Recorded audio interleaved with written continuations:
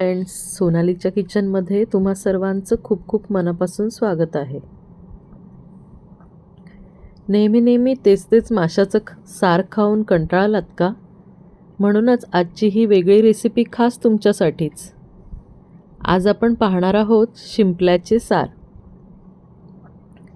मी बाजारातून साधारण 1 किलो शिंपल्या आणल्या आणि त्या 2 ते 3 पाण्यात छान धुतल्या.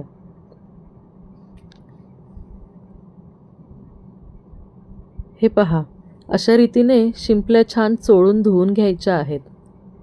बऱ्याचदा शिंपल्यांवर माती चिकटलेली असते, म्हणून ते चांगले धुणे आवश्यक आहे. आता धुवून झाल्यानंतर तुम्हाला शक्य असेल तर तुम्ही सुरीच्या सहाय्याने ह्या शिंपल्या उघडू शकता किंवा मग पाण्यात उकळल्या की त्या लगेच उघडतात. आता मी ह्या शिंपल्या एका पातेल्यात घेऊन त्यात 1 ते 1.5 ग्लास पाणी टाकले आणि फक्त 5 मिनिटे छान उकळ काढली. हे बघा, मस्त उकळी आली आहे पाण्याला आणि वर फेस दिसला म्हणजे शिंपले उघडले गेले असे समजायचे. आता गॅस बंद करून पातेल्याला झाकण लावून ठेवायचं आहे. तोपर्यंत मी वाटणाची तयारी करून घेत आहे.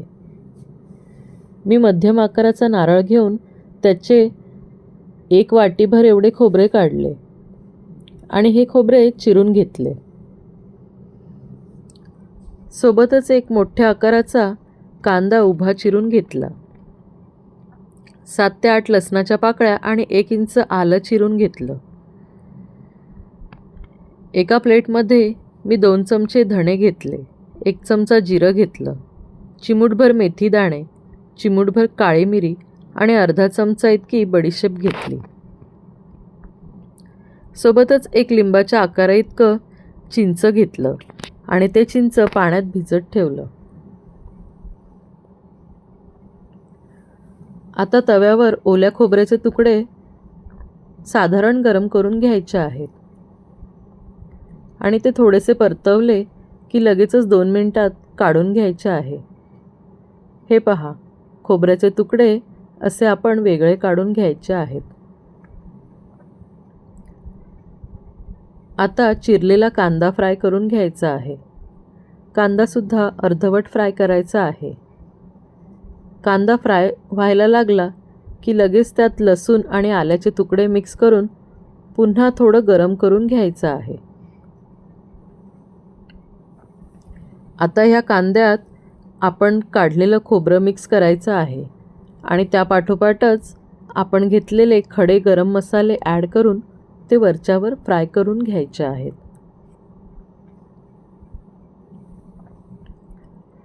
खडे मसाले फार जास्त भाजायचे नाहीत. ते थोडेसे वरवर भाजून झाले की मग गॅस बंद करून हे सर्व जिन्नस थोडे थंड होऊ द्यायचे आहेत. आता वळूयात शिंपल्यांकडे. आपण शिजवून घेतलेल्या शिंपल्या या झाऱ्याच्या सहाय्याने पाण्यापासून वेगळ्या काढायच्या आहेत. हे बघा, अशा प्रकारे एक एक करून सगळ्या शिंपल्या आपण वेगळ्या काढून घेतल्या आहेत. आणि शिंपल्या शिजवलेलं पाणी म्हणजेच त्याचा स्टॉक याचा वापर आपण सारात करायचा आहे, कारण शिंपल्याचा सगळा अर्क या पाण्यात आहे. आता हे पाणी एका बाउलमध्ये काढून घ्यायचं आहे आणि खाली शिल्लक असलेला मातीचा गाळ हा काढून टाकायचा आहे, कारण त्यामध्ये वाळूचे कण असतात, म्हणून वरवरचे पाणीच घ्यायचं आहे.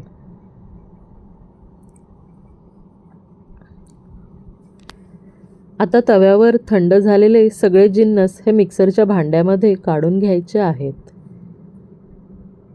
आणि त्यात 4 ते 5 बेडगी मिरच्या टाकायच्या आहेत. सोबतच आपण भिजवलेली चिंचसुद्धा त्यात ॲड करायची आहे. छान लाल रंग येण्यासाठी 1 चमचा काश्मीरी लाल पावडर, 1 चमचा मालवणी मसाला, पाव चमचा हळद टाकून भांड्याचे झाकण घट्ट लावून मिक्सरमध्ये एकदम फाईन अशी पेस्ट तयार करून घ्यायची आहे. तुम्हाला हे सार जास्त झणझणीत हवे असेल तर तुम्ही यामध्ये 1 चमचा तिखट लाल मिरचीची पावडरसुद्धा टाकू शकता. आता मिक्सरमधून फाईन पेस्ट करून तयार आहे. अतिशय छान रंग आला आहे ह्या मसाल्याला, तुम्हीसुद्धा इथे बघू शकता. आता मी गॅसवर कढई ठेवली आहे आणि त्यात 3 ते 4 चमचे तेल टाकलं.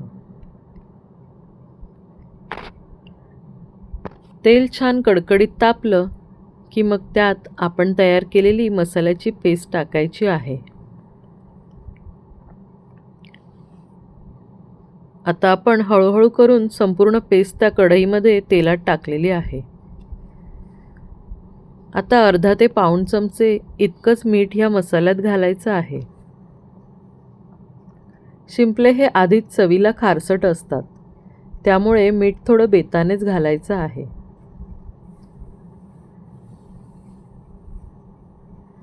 मीठ टाकल्यानंतर हा मसाला छान परतवून घ्यायचा आहे. मसाला परतवत असताना तुम्ही गॅसची फ्लेम हाय टू मीडियम अशी ॲडजस्ट करून मसाला छान उकळ येईपर्यंत फ्राय करू शकता.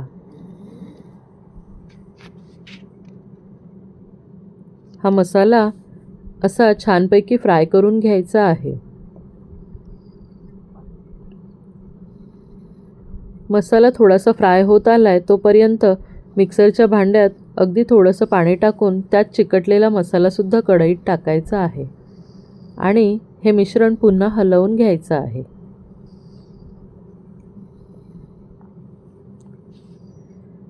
आता आपण वेगळ्या काढलेल्या शिंपल्या त्या ह्या मसाल्यात छान कालवून घ्यायच्या आहेत. ह्या अशा प्रकारे शिंपल्या मसाल्यात छान घोळवून घ्यायच्या आहेत, जेणेकरून मसाला हा पूर्णपणे शिंपल्यांमध्ये मिक्स होईल आणि एकूण एक शिंपल्याला हा मसाला लागेल. शिंपले छान खालीवर करून झाले की मग आपण काढून ठेवलेला स्टॉक म्हणजेच शिंपले शिजवलेलं पाणी त्यात ॲड करायचं आहे आणि पुन्हा सगळे शिंपले मिक्स करून घ्यायचे आहेत. आता गॅसची फ्लेम हाय करून या साराला छान उकळी येऊ द्यायची आहे. साधारण 7 ते 8 मिनिटांनी साराला छान खळखळून उकळी यायला लागली आहे.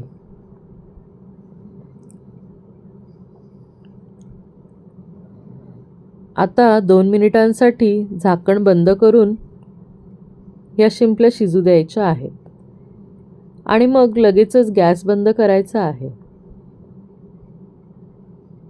तर फ्रेंड्स, तयार आहे आपलं शिंपल्यांचं म्हणजेच तिसऱ्याचं कालवण. शिंपल्याला बरीच नावं आहेत. कोणी शिंपल्या म्हणतं, कोणी तिसऱ्या म्हणतं, तर कोणी शिवल्या म्हणतं. हे सार तुम्ही गरमागरम वाफाळलेल्या भातासोबत सुद्धा खाऊ शकता.